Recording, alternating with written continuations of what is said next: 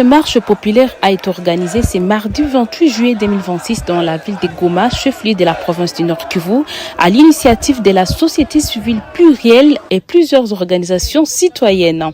Les manifestants ont exprimé leur opposition aux sanctions américaines visant certains responsables de la F-123 ainsi qu'aux éventuels projets du changement de la constitution de la RDC. Ils ont également dénoncé les tueries et les massacres des ADF perpétrés contre les populations civiles à Beni et le bombardement aveugle du régime de Kinshasa contre la population du haut plateau de Minembwe.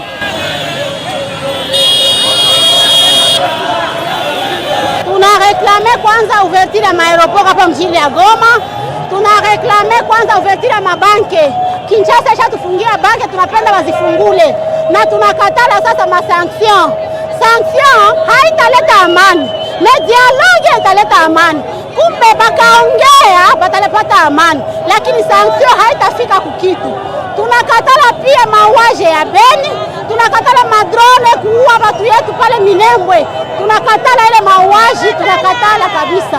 Tunashangala communauté internationale inanyamaza kimya. Batu biko wanakufa Minembwe, batu wanakufa Beni, lakini communauté internationale inanyamaza, haiseme lolote. Tunapenda communauté internationale iangalie hii kitu, ilete solution. Tuna besoin ya amani. Ndugu zetu wa Beni kukufa usiku na mchana tunakatala.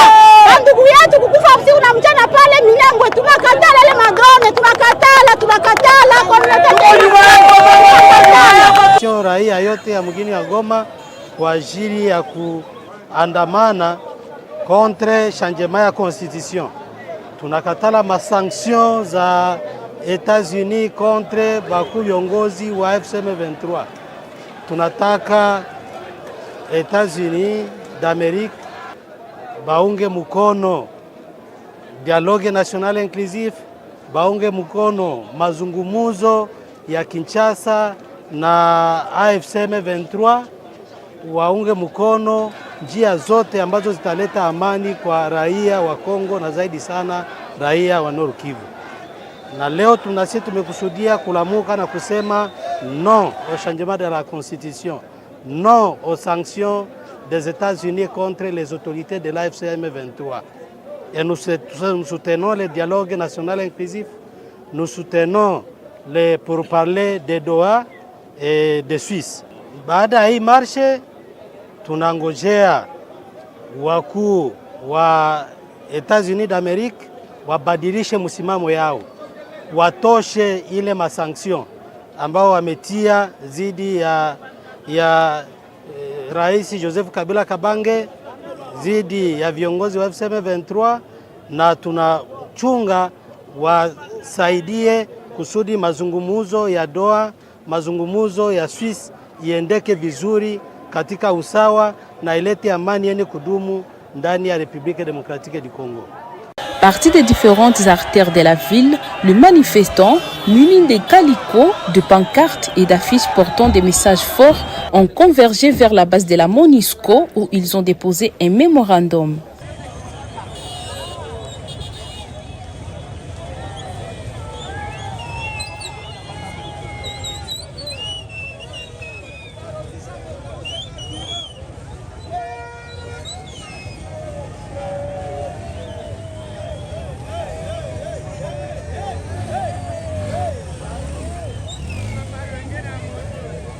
De la stabilité et de l'avenir démocratique de la République démocratique du Congo, réunis autour des préoccupations majeures qui affectent notre pays, exprimons par le présent mémorandum notre profonde inquiétude face à certaines décisions et initiatives susceptibles d'aggraver la crise congolaise et de compromettre les aspirations légitimes de la population à la paix et à la démocratie.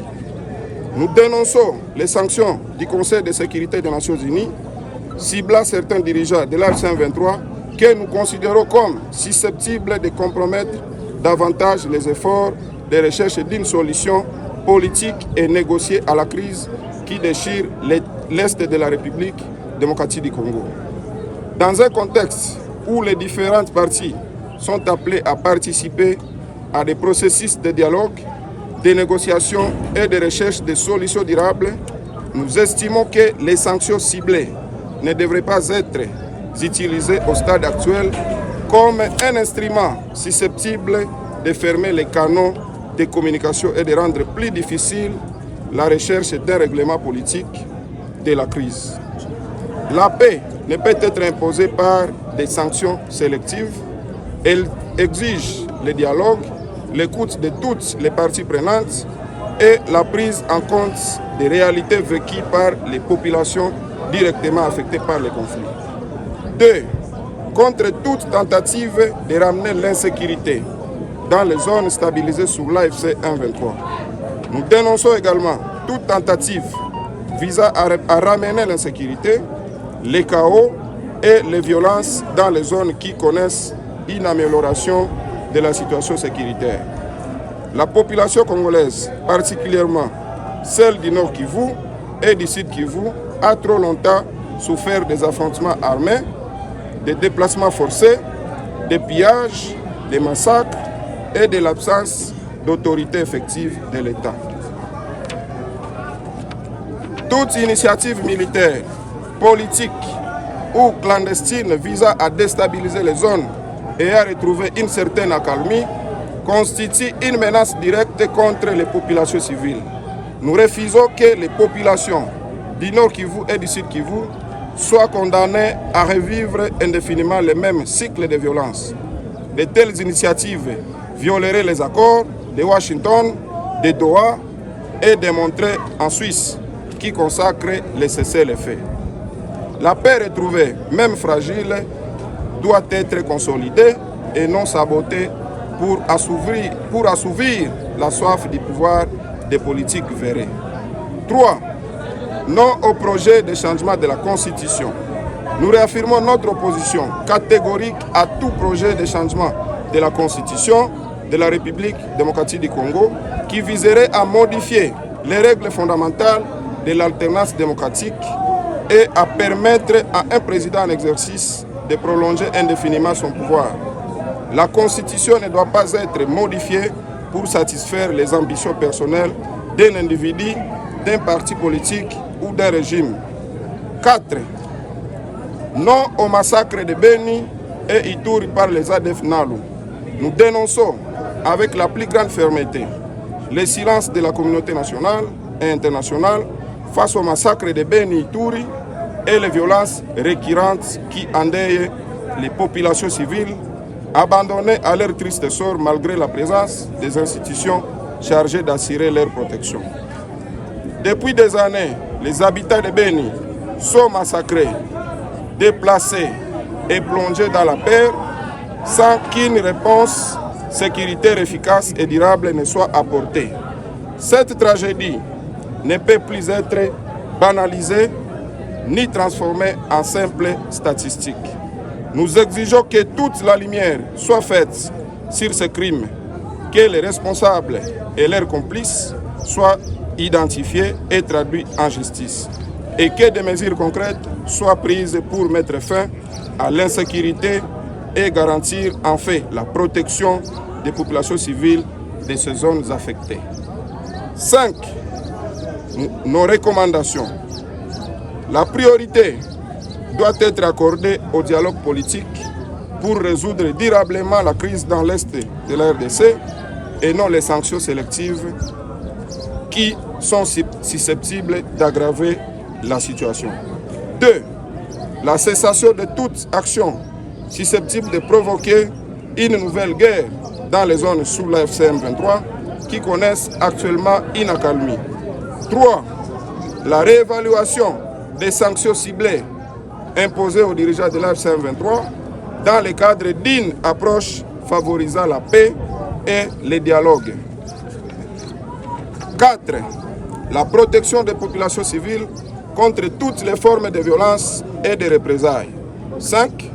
Le respect strict de la Constitution et le rejet de toutes modifications et ou changements destinés à prolonger indéfiniment les pouvoirs.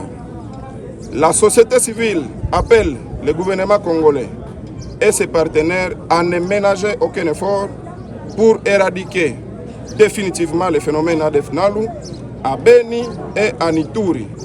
À défaut de résultats concrets, les populations de ces régions, meurtries depuis de nombreuses années par les violences, pourraient être tentées de solliciter l'intervention de l'F-123 afin de leur venir en aide pour leur libération. 7. La tenue d'un dialogue politique véritablement inclusif permettant de traiter les causes profondes de la crise congolaise. Enfin, nous appelons donc la communauté nationale et internationale à privilégier la paix, le dialogue et la recherche de solutions durables plutôt que les initiatives susceptibles d'aggraver les tensions. Nous appelons également les peuples congolais à rester vigilants face à toute tentative de déstabilisation des zones pacifiées sous l'F-123 et à toute manœuvre visant à modifier les règles constitutionnelles pour confisquer le pouvoir dans notre pays.